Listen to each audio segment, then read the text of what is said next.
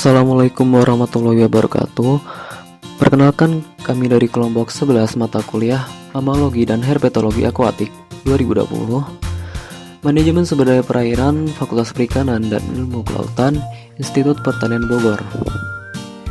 Dalam video ini kami akan menjelaskan materi tentang penyu atau sea turtle, khususnya yaitu penyu tempayan, yaitu loggerhead sea turtle caretta caretta, serta analisis salah satu jurnal terkaitnya. Selamat menonton. Ini merupakan reptil yang hidup di laut serta mampu bermigrasi dalam jarak yang jauh. Penyu pada umumnya melakukan migrasi dengan jarak yang cukup jauh dengan waktu yang tidak terlalu lama. Jarak 3000 km dapat ditempuh selama 58-73 hari. Penyu melakukan migrasi jauh antara tempat sumber makanan dengan lokasi peneluran. Penyu laut mencari makanan di perairan yang ditumbuhi alga laut. Penyu laut dewasa bermigrasi ke daerah pantai peneluran pada periode musim kawin. Jenis penyu yang ditemukan di Indonesia berjumlah 6 jenis dari 7 jenis penyu yang ada di dunia. Penyu yang ditemukan di Indonesia yaitu penyu hijau, penyu sisik, penyu lekang, penyu belimbing, penyu pipih, dan penyu tempayan. Keberadaan jenis penyu di Indonesia telah terancam baik disebabkan oleh faktor alam maupun kegiatan manusia yang membahayakan populasinya. Penyu berperan dalam menjaga stabilitas habitat laut dan menyebarkan nutrisi di perairan, termasuk menunjang kelimpahan keragaman ikan yang menjadi sumber protein bagi manusia. Tubuh penyu terbungkus oleh tempurung atau karapas keras yang berbentuk pipih serta dilapisi oleh zat tanduk.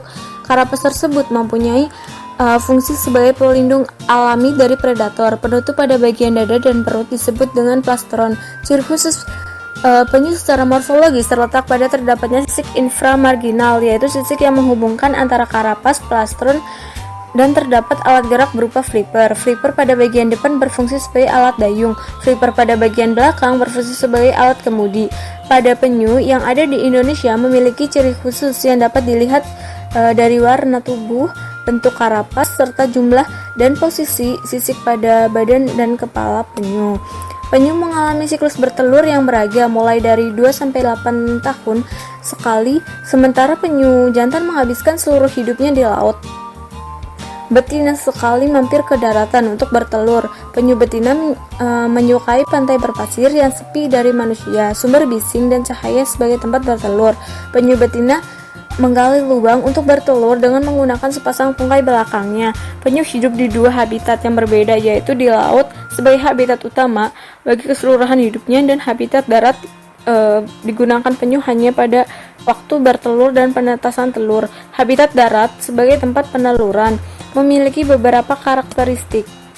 Seluruh spesies penyu memiliki siklus hidup yang sama. Penyu memiliki pertumbuhan yang sangat lambat dan memerlukan berpuluh-puluh tahun untuk mencapai usia reproduksi. Berikut terdapat jurnal mengenai penyu tempayan.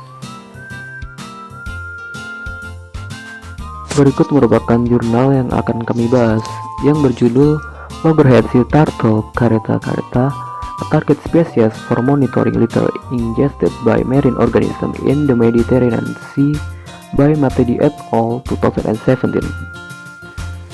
Sampah laut termasuk semua item yang dibuat atau digunakan oleh orang dan dibuang secara langsung maupun tak langsung ke laut.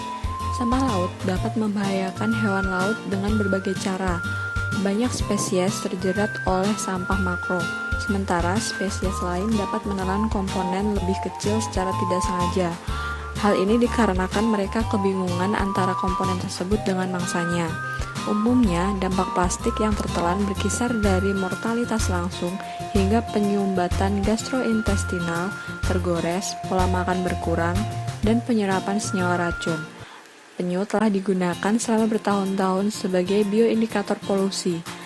Secara khusus, opini dari 35 spesialis dari 13 negara menyoroti kebutuhan untuk mengevaluasi dampak plastik dan sampah laut lain.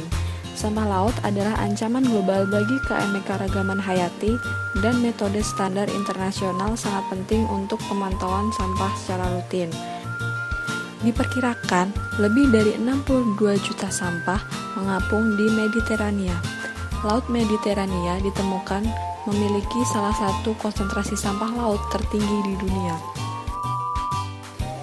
Pada tahun 2008, European Commission mengadopsi arahan kerangka strategi kelautan yang tujuannya adalah untuk mencapai status lingkungan baik pada tahun 2020 dengan mempertimbangkan 11 penjelas kualitatif.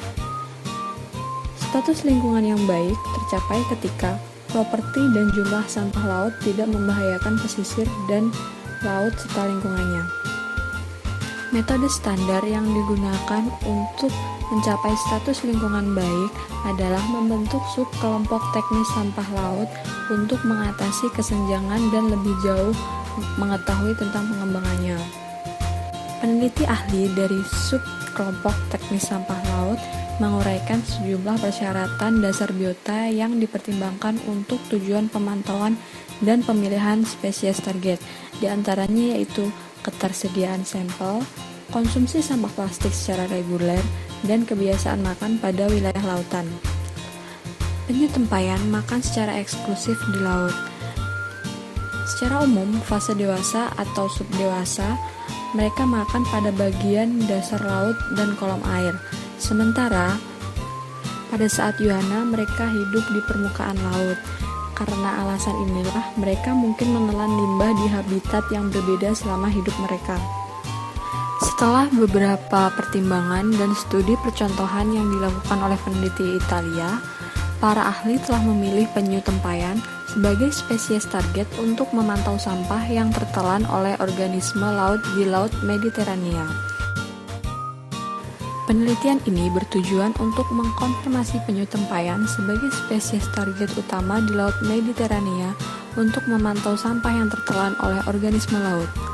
Makalah ini menyajikan hasil proyek percontohan yang dilakukan oleh kelompok tugas di Italia yang menggunakan penyu tempayan sebagai spesies sasaran untuk evaluasi serasah laut yang tertelan. Menurut protokol eksperimental yang dikembangkan khusus untuk Laut Mediterania, hasilnya membentuk garis dasar metodologi dan pertimbangan yang relevan di seluruh dunia dalam bidang penyu dan sampah laut. Berikut merupakan metode pada jurnal ini. Untuk pengumpulan sampel dilakukan sepanjang 2011 sampai 2014 di pantai Italia, Laut Mediterania bagian barat. Untuk sampel yang dikumpulkan, sejumlah 150 spesies penyu tempayan yang mati terdampar sepanjang pantai tersebut. Sampel dari kategori sampah antropogenik dibagi menjadi 4 kategori, yaitu industrial plastik, user plastik, non-plastik rubber, dan polutan. Untuk analisis data dapat dilihat dari slide berikut. Hasil. Berikut merupakan tabel hasil dari serasah laut yang dicerna oleh penyu per kategori dan subkategori menurut serasah yang ada di biota. Panduan ini mengikuti pengawasan serasah di Laut Eropa. Pada tabel ini dibagi atas tipologi, kategori, dan subkategori.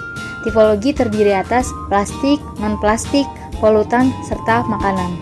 Kategori ini sendiri terdiri dari pelet industri plastik Indonesia dan plastik pakai. Kemudian untuk tipologi non-plastik Rubis terdiri atas kategori sampah non-plastik. Untuk tipologi polutan, kategorinya polutan atau POL. Kemudian tipologi makanan, kategorinya terdiri atas makanan alami dan alami non-makanan. Kemudian terdapat hasil kelimpahan dan berat kategori sampah laut yang dicerna oleh kura-kura. Berikut merupakan grafik yang diperoleh. Gambar A menunjukkan jumlah rata-rata item per individu. Kemudian gambar B menyajikan bobot rata-rata dalam gram item per individu. Dapat dilihat berdasarkan gambar A, diperoleh hasil tertinggi yaitu untuk grafik USAC dan USEFRA. Kemudian untuk gambar B sama dengan gambar A yaitu USAC dan USEFRA. Lanjut ke persentase hasil, yaitu merupakan kelimpahan item sampah yang dicerna dibagi lagi menjadi kategori warna, yaitu jumlah item. Presentasi masing-masing kategori sehubungan dengan jumlah total ditunjukkan dalam angka. Persenan tertinggi terdiri dari transparan yaitu 46% dan yang terendah itu terdiri atas red dan grey yaitu 1%. Kemudian lanjut ke gambar berikutnya, yaitu kelimpahan dan bobot kategori sampah laut yang dicerna oleh kura-kura di berbagai wilayah Italia, yang terdiri atas Lazio, Tuscany, Sardinia, dan Campania. Gambar A itu menunjukkan angka rata-rata dari item per individu. Kemudian, angka B menyajikan berat rata-rata item per individu. Dapat dilihat pada gambar A, untuk angka tertinggi yaitu terdiri di wilayah Tuscany dan Lazio. Untuk gambar B, tertinggi berada di wilayah Tuscany, kemudian dilanjutkan oleh Lazio, kemudian dilanjutkan oleh Campania. Dan yang terendah itu berada di Sardinia. Sekarang kita masuk ke pembahasan. Yang pertama, status lingkungan yang baik. Berdasarkan skenario pertama, 110 yang dewasa atau subdewasa atau CCL lebih besar dari 40 cm dengan nilai rata-rata 1,3 plus minus 0,2 gram.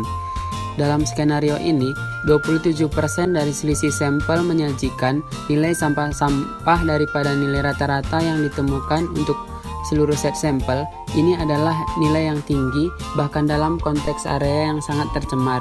Oleh karena itu, untuk mengatasi ini dan untuk mencapai GES pada tahun 2020, diperlukannya analisis untuk mengurangi jumlah sampah di lingkungan atau meningkatkan tindakan mitigasi di daerah tersebut. Berdasarkan skenario kedua, di mana dinyatakan kerusakan terdeteksi sebagai dampak yang mungkin terjadi karena adanya perbandingan berat makanan, sisa, dan plastik. Hal ini harus dilakukan masing-masing untuk setiap penyu yang dianalisis karena hasilnya sangat kuat terkait dengan keberadaan makanan yang dicerna, sehingga menunjukkan bahwa individu dalam kondisi kesehatan baik dan buruk. Menurut penelitian, 64% individu melebihi ambang batas, yaitu memiliki lebih banyak gram plastik dari sisa makanan di GI mereka. Hal ini dianggap sebagai bahaya serius bagi hewan yang disebabkan oleh sampah laut. Yang kedua, tingkat konsumsi, di mana individu mencerna partikel plastik tertinggi yaitu FO 85%. Frekuensi kejadian telah sering dipertimbangkan dalam penelitian sebelumnya tentang konsumsi serasah penyu di seluruh dunia, dan nilai-nilai yang diamati memiliki berbagai variasi tergantung pada faktor yang berbeda seperti area penelitian, jumlah sampel, musim, dan lain-lain. Kami hanya mempertimbangkan penyu laut yang menelan sesuatu dengan N ¼ 120, tidak termasuk spesimen dengan GI yang benar-benar kosong atau N ¼ 30. Dengan metode ini, kami mengecualikan hewan yang tidak bisa dimakan, dianggap sakit untuk waktu yang lama sebelum terdampar. Jika kita memasukkan hewan-hewan ini ke dalam data, kita memperoleh pengurangan FO yang signifikan. Mungkin dari 85% bisa menjadi 68%. Yang ketiga, skala lokal. Analisis diperbolehkan untuk mendeteksi berbagai tingkat polusi pada skala lokal dengan faktor wilayah P lebih kecil 0,05. Penyu terdampar lebih mewakili penyu pantai atau neritik daripada penyu pelagis. Namun demikian, hasil ini harus dipertimbangkan dengan hati-hati karena penyu laut adalah spesies bermigrasi yang menempuh jarak jauh dihitung dalam puluhan kilometer per hari.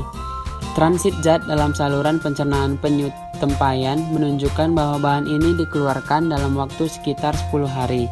Skala lokal yang kedua, tidak ada perbedaan signifikan dari komposisi puing-puing tertelan di daerah berbeda, di mana subkategori sampah yang paling sering ditemukan dalam sampel adalah sekitar 90% dari total konsumsi, dan sebaliknya, subkategori sampah non-plastik tidak mencapai batas 1,5%. Sekarang kita masuk ke ekologi penyu yang terbagi menjadi 4, yaitu yang pertama, tempayan dapat menelan sampah laut, di mana tempayan dapat menelan sampah laut dengan mencampur adukannya dengan makanan tertentu dan menelan secara tidak sengaja saat mengkonsumsi mangsa alami. Menelan barang-barang plastik juga bisa menjadi konsekuensi dari pemangsaan aktif penyu di epibiontes yang menjajah mereka, baik di bagian bawah maupun kolom air.